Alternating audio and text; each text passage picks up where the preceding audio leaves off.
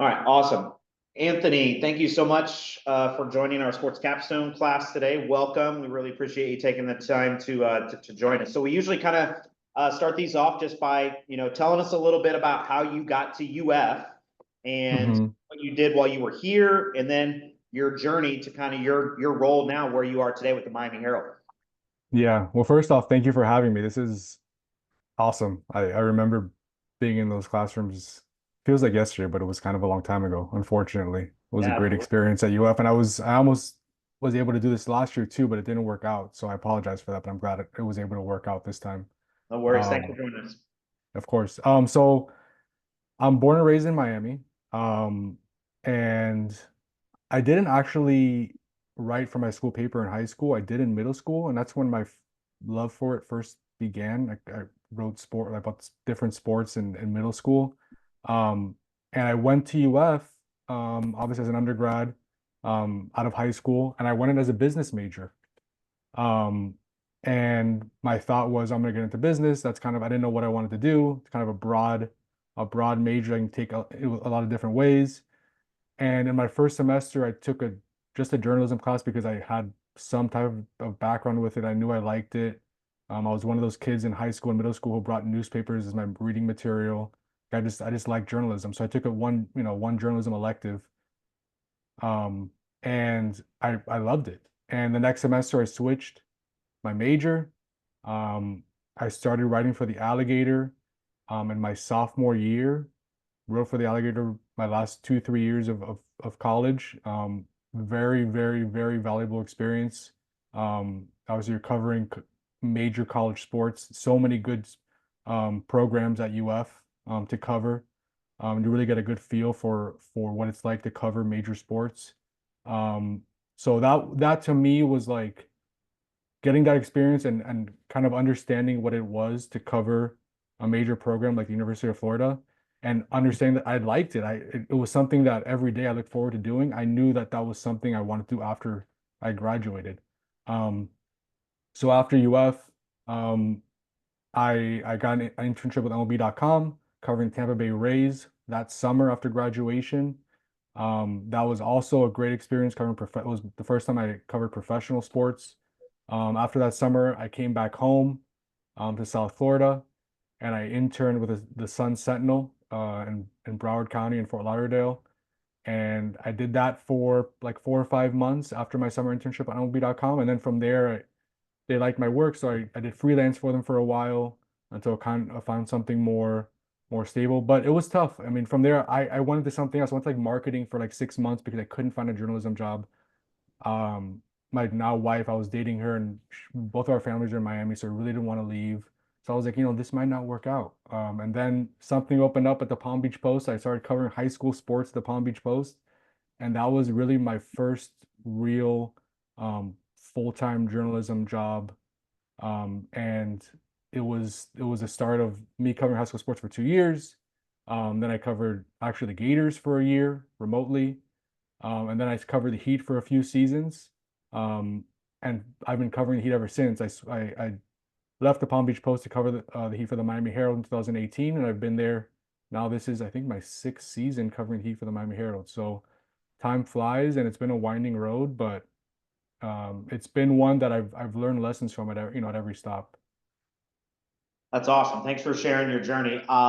So tell us a little bit about what the role of a beat reporter is like now compared to even 4 or 5 years ago when you were Oh doing it.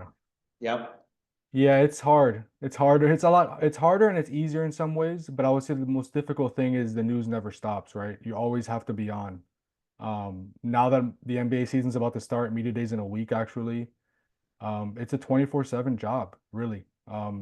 Twitter is great because it allows you to kind of spread your stories out and spread news, and you get a good platform there for Twitter. But it's also then that means the news cycle is 24/7. So you're reporting on, it used to be that maybe you file a story at 4 o'clock, 5 o'clock, and you're done for the day. That's not the case anymore. Things can pop up at any time.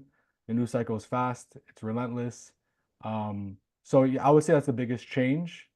Um, but as a beat reporter, you're not only covering the games, right? You're covering everything in between the new, like this morning, for instance, they're upgrading the arena, the scoreboard, um, sound system, all that. So I'm writing a story about that. I mean, there's news that comes, even in the off season. It's people ask me, what do you do in the off season? I'm like, there really is no off season other than maybe a few weeks in August between summer league and the draft and free agency and the things that pop up during in August and September months. There's different news, whether it's the arena or different new jerseys, or there's always something. So I would say that's the biggest change, is that the news cycle is pretty relentless.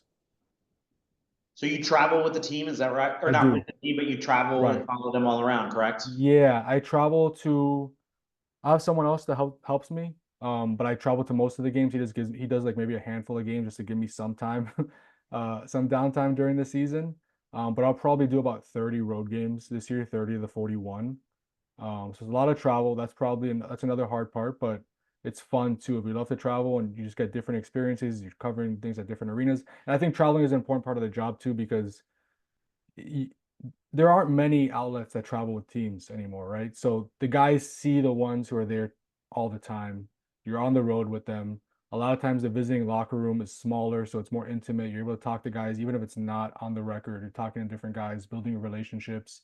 And that's one of the most important things about my job is relationships, right? Whether it's with players, coaches, executives, PR staff, that time on the road is very valuable, because it gives you that extra time, and they see it. They see you there. They see you investing time and your outlet investing money into covering the team, and they appreciate that. And a lot of time that pays off in the end, because guys trust you because you're around, and they know that what's going on and what you're writing about, because you're around them more than most. All right, so that's a lot of travel that you're doing, and Yeah, you probably, I would assume you travel for summer league and do some other things here and sure. there. Yep. Enlighten us on what it's like to have a family with that type of schedule. Because we talk to students all the time, nights, weekends, holidays, all that kind of stuff. You're in the midst of that, and you have a family. How does that balance? Yeah, it's tough. Um, I have two daughters, one that's 6 and one that's just turned 2 years old. And it's not easy, but I think it's about balance, right?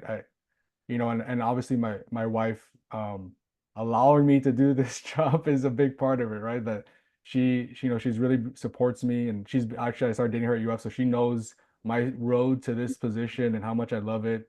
So she really supports me and gives me the ability to do the job at peace, but it is hard. And I tried, like, just now, actually, before the season, like these dead months. I talk about no off season, but there's like a month there. So I took about the last month off, and I really just I'm dad 24/7. I'm dropping off at school every day, picking them up every day. I really try to make the most of that month, because yeah, once the season starts, it's difficult. It's hard for me to do drop-offs when, I don't know if you guys know this, but during a game day for basketball, it's one of the longest days when covering sports, because there's a shoot around at 9:30 in the morning, and then you're talking to guys after that. So you're there till like 11 or noon. You're writing an early notebook, you're coming home, and you're home for a couple hours, and then you got to go because there's pregame at 5:30. So it's a long, and you don't get home till midnight. So it's a long day. So yeah, during the season it's difficult. I might get a day off here or there, but it's just about maximizing time and having the support of your family. I think that are the two biggest things in doing this type of grueling job with a family. It's definitely not easy, um, but it can be done. I will say it can be done. And again, I just think it's about being efficient and maximizing the time you do have at home. So the role of a beat reporter is obviously changed. We talked about that, but what we try to instill in the students, whether they want to get into video content or a writer Hmm. or TV broadcaster, it's all about telling stories, right? And you talked about building relationships, and that's a great way to be able to tell the players and coaches and the Miami Heat story. What are some other strategies, I guess, to be able to find and investigate and figure out these different types of stories that you're writing on a regular basis? Yeah, well, I think relationships is a big one, but also it's just being present, right? Like shoot rounds are optional, for instance. Like I just talked about those shoot rounds in the morning, they're optional, but I think they're great. Not a lot of people go to them. So for me, they're very, very valuable. As inconvenient as they may be at 9:30 in the morning on a game day. they are very valuable. And a lot of times I get a lot of my best stories from that access of maybe me being the only reporter at a morning shoot around and getting Bam Adebayo alone talking about something that I've thought about, whether it's his story growing up in North Carolina in a single wide trailer with with his mom, or you know, for instance, I heard about one of their summer league standouts who's now on a two-way contract, Kashad Johnson. He was at Arizona last year. His brother was shot when he was, I think, 11 years old, and he's been in a wheelchair ever since. And they kind of have a very close relationship, and that's been motivating and kind of shaped Kashad and kind of his basketball journey. And I spoke to him. It's just about kind of finding these ideas and learning about guys, taking the time. Yeah, there are a lot of news items. There's injury updates, there's games, but you want to take the time to learn about people and their stories because oftentimes those are the best stories. Those are the ones I love to write the most. And again, it's just about being there, taking advantage of access. Like you get to when you get on a beat, you learn, okay, where can I take advantage and maximize certain things? Where can I maybe get guys alone as opposed to group interviews? So I would say all that stuff is just being creative, and learning about guys, is the best way to do all that. Awesome. I got a few more questions for you, but I'm Yeah. gonna see if the students have any questions that come to mind right now. You guys have any questions for Anthony? Anything that comes to mind? It's early Monday morning. It's all right. No, that's good. Yeah, Jesse, go ahead. How does it feel to be back like in Miami, get that chance to cover a team you probably grew up watching? Yeah. Kind of like pinch yourself every day, or how is that, did it kind of drive you, the fact that you get to cover a team you may have watched growing up? Yeah, it's fun. Right now I can't be a fan obviously because I cover the team, but I did, I always say the story. Like I grew up going to Heat games with my dad. We had season tickets for like 2 or 3 years during the Shaq years, and I was a big Heat fan. So it is a pinch myself moment for sure. And I try not to forget that, because and I'm sure you guys have talked about this in class, like it seems like a very glamorous job and you're around an NBA team, you're traveling around the country, but it's hard. It's a hard job. Like you're away from home a lot.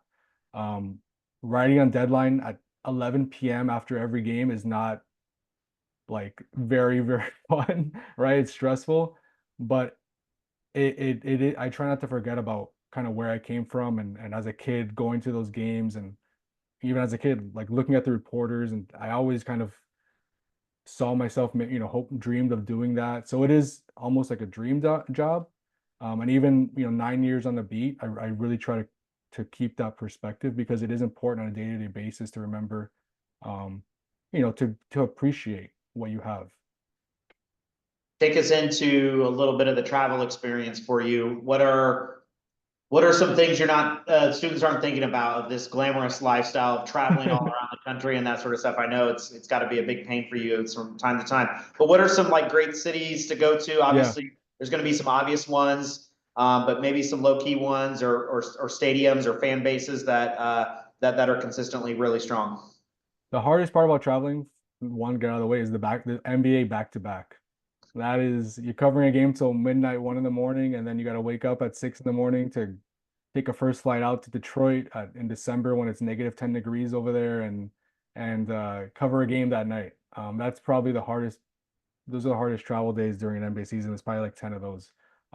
But some good things about it. You get miles. That's great, right? You get, if you're joining a rewards program and you're smart about that, there's advantages.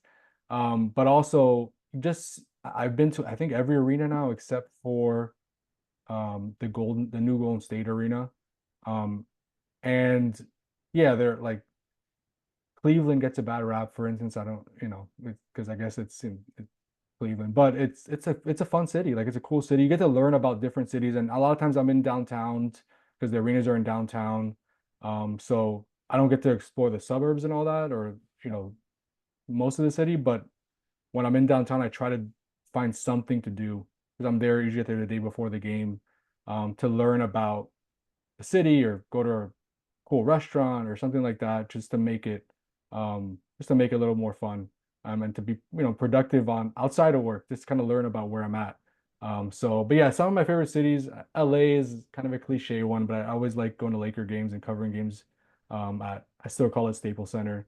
Still love going to DC just because DC and there's so much history there and museums, and I like the city a lot. But yeah, it's fun to travel, there's no doubt. But like you said, with a family, it's gotten a little harder.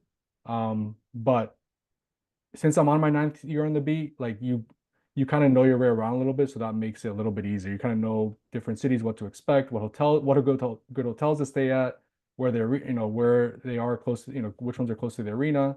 So that helps out. Tell us a little bit about working for the Miami Herald. That it's obviously, one of the biggest newspapers in the country. And Mhm. what are the asks from them, I guess? Like, obviously you write content, you do stuff on social media. Are they wanting you to do like more video content and be in front of a camera at all, or those types of things? What kind of besides your content that goes Yeah. online in print, what kind of things are you doing? Yeah, so that's one way being a beat reporter has changed that I probably should mention. You have it's writing is most of my job, but there's other aspects of it too now. Whether it's video, I do a podcast every week with a co-host, um, making radio appearances, being visible, right? Like you wanna have a platform. So doing is, when someone asks you, can you do this radio hit at 10 a.m. on a Tuesday? Sure, and so stuff like that is also part of the job. But yeah, for the Miami Herald, every beat I think has their own podcast. We do ours once a week. It's called the Heat Check if you guys want to listen to it. Um, so that is one of the asks, along with again, we're in this weird middle ground of like obviously there's still print and you have to respect that, and the print edition is important to me, but you're also writing for the digital audience, right? Most of my readers read my stuff off of Twitter links or SEO, and they search Miami Heat and it comes up like they're reading my stuff on their phone or on their tablet or on their laptop or computer. So you're almost writing for two different audiences, right? Because you're taking care of print in the day, but once I mean, our deadlines now are early, like 6 p.m. So once that deadline passes, games don't even make print. But my takeaways from the game are basically web only. That's just as important as print now.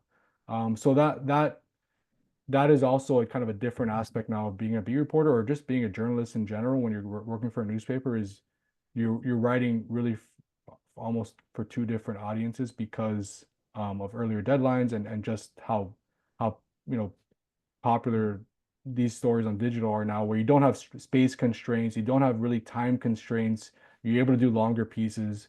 That's part of the job now. Walk us through what a game day looks like. You mentioned like a 9:30 shoot around and you're there till midnight, wrapping up stories and that sort Yeah. of stuff. What are you doing in between those hours, and how many, pieces are you getting up, in a day? Yeah, it depends on the day, but I would say on average two or three um a day. In the morning, usually I try to have something either prepared or an idea going into shoot arounds that I want to write about because I have to write an early notebook for the print edition on game day. And a challenge of that is you want it to hold up, right? Because it's going in print and they're putting the print edition to bed at 6, 7 before the game. If I write about Tyler Hero's hot 3-point shooting and then he goes 1 for 9 on threes that night, like it doesn't look as great. So that's another challenge of like you're trying to find an interesting topic for the notebook, a lead item that will hold up for the most part, after a game. So I go to shoot around. I'm there probably from like 9:30 until I finish writing my notebook around 12, 1 o'clock. I go home, eat lunch, see my family, and I'm out of the house again probably like by 4:30. Um, because Eric Spoelstra, the coach's pregame is usually at an hour and 45 minutes before the game. Games are mostly at 7:30. Let's say, I have to get there like at 5:15. Coaches speak at 5:45, and then visiting coach at 6, and then open locker rooms are from 6:15 to 6:45. And once that's over, at 6:45, you're maybe getting something to eat real quick and then covering the game.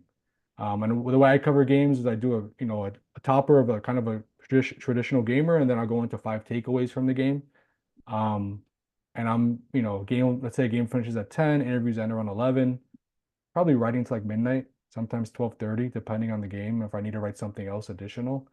So yeah, the day usually starts around like between 9 and 10 and get home at 12:30 or so with a few hours in between at home. What have been some of your most memorable moments in covering the Heat and working this beat? The first one that comes to mind is when Dwayne Wade was traded back to the Heat. Um, believe I was still with the Palm Beach Post at the time, and I remember it was trade deadline day. It must have been 2007. I think it was 2017 or 2018. Actually, I think it was 2018. And walking to practice, and as soon as we walk into practice, we get a Woj bomb on Twitter saying that Dwayne Wade has been traded to the Heat. As we're walking onto the practice court, and all the reporters just like, what, is this true? Is this right? And we're asking like for confirmation, and the players don't even know. Like you have, remember Hassan Whiteside, who was on the Heat in the time, was like, what? That's not true. Like they were learning the news with us. So that was cool. Obviously, we got all their reactions. That was a fun story to write, and that was a memorable day in Heat history, just because Dwayne Wade, the greatest player in Heat history, was returning, kind of out of nowhere. No one expected that on trade deadline day, and just to see like the really natural reactions of on the spot from all these guys. Maybe I think the coaches knew, and obviously the execs knew what was going on behind closed doors, but none of the players knew. So to get those reactions was fun. That's awesome. Take us inside the locker room a little bit. Who are some of the best characters you've covered with this team? Some of the great personalities. And Jimmy Butler, right? Everyone, one of the most interesting men in the NBA. Yeah.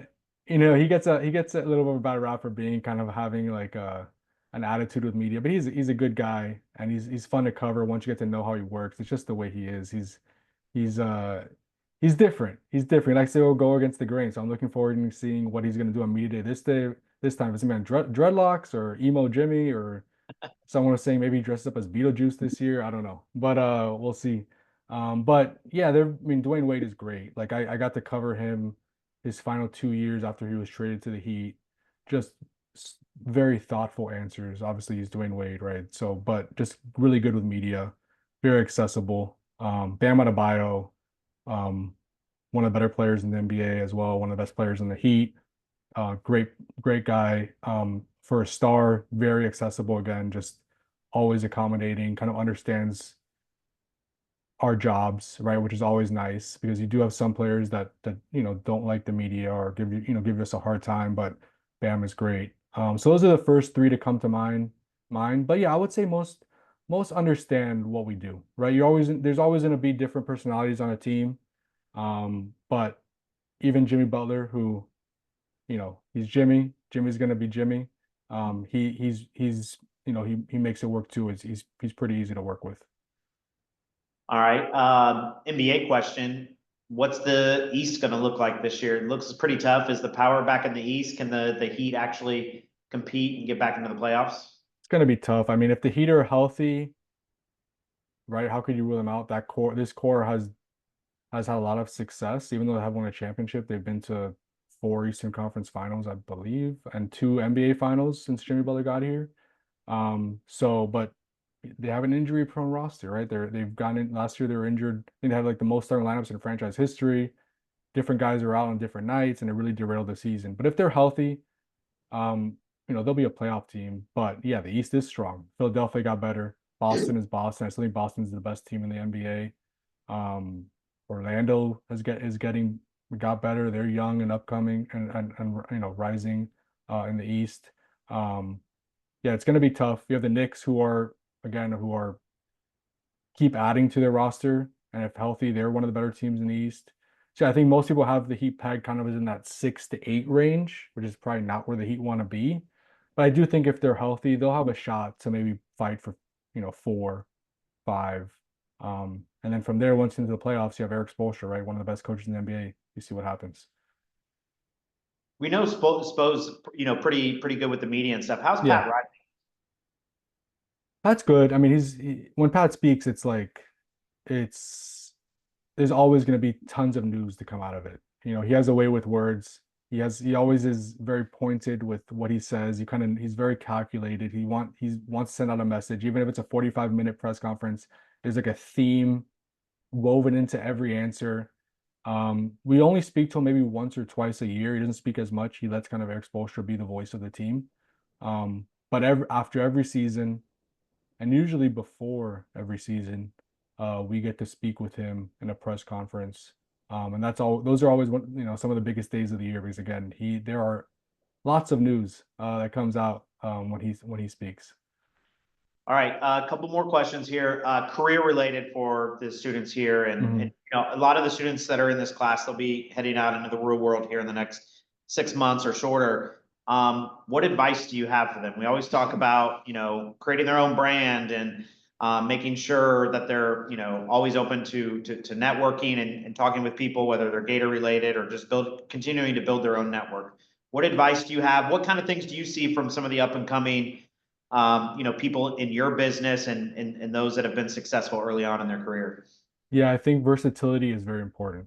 I think it's important to be very versatile, not only between platforms of like social media and video and podcasts and writing, but also between different beats. Like there's a need for so much. Some of my best experience were in these roles where it's like utility roles, where I was covering baseball one day and then I was covering football another day and then I was covering. I mean, just get experience, I would say. Like I know some don't like, oh, high school sports, covering high school sports. High school sports to me was probably where I learned the most, because you're tracking stats on your own. There's no box scores handed to you. You're covering great stories. There's so many great stories in high school sports of different kids and their backgrounds and kind of their journeys to where what they became when I was top recruits or one of the top volleyball players in the county or in the state. Um, I think hands-on experience is the best way to go, and being versatile is a very important skill in today's journalism landscape. When I've talked to many people who are going for jobs, and some of the first things they're asked is, have you done a podcast before? Have you shot video before? Have you spoken in front of a camera before? They want to see your overall skill set. It's not just about writing a 600-word story anymore. There's more to the job. So I would just say, try to branch out, try to do different things, try to become a more well-rounded journalist, and just dive into it, get experience, whatever it is, high school sports, covering college sports, whatever opportunity you find, do it, because that's the start of kind of learning and getting your foot in the door, is just getting that type of experience. So you mentioned a little bit earlier, you kind of had a little bit of time where you weren't even working in print, right? You were doing marketing or something like that. Obviously, the industry is super competitive and trying to get into, right? And it is shrinking, a little bit as far as jobs inside of, the print side of things, and even in the TV broadcast side of things and those sorts of things. So we have a lot of students that graduate and they don't have a job before they graduate, obviously. What about the perseverance of kind of sticking through? And you did that, right? You did that for a little while and had the internships for a while. Then were you looking for something? What kind of kept you sane and on the right track and still wanting to be able to do what you wanted to do? There were days it was hard, right? You're like, is this ever going to work out? I remember freelancing for the Sun Sentinel after my internship, and I'm like, there would be an open FAU job at the Sun Sentinel, and I'd be like, I want the job. Like, I'll take it. I've been here for like 7 months, but I know I just graduated from college, but I'll take the job. And they would give me an interview, but I knew I wasn't getting it. They would give it to someone else more experienced than me. I hadn't had a full-time job yet. And it was tough. Like you kind of get almost demoralized in a way. But it's about pushing through, and again, just stacking experiences on top of each other. And it's not easy, right? Like you said, it's not. Unfortunately, the industry is shrinking a bit, but there are opportunities out there. I always say, like, I always feel like there's gonna be need for beat reporters. That's where yes, people aggregate us like crazy, and you see our news, you see the news at different outlets, but that news is most of the time coming from us, people on the ground, people traveling. There's always going to be a need for a beat reporter and journalists. So don't get discouraged. Keep pushing as much as you can. And if you need to buy time by doing something else, but continuing to send resumes to an outlet and continuing to try to fight for a sports journalism job or just a journalism job, do it, you know. But yeah, like you said, it's not easy and it's competitive. But I would say just try to just keep moving forward and try not to get discouraged. Awesome. All right. Well, Anthony, thank you so much for your time. We really appreciate it. We wish you the best of luck covering the Heat this season, and hope to see you again soon sometime. Okay. Thank you guys. Thanks for having me. Go Gators. Thank you. Bye-bye. Bye. Take care. You too.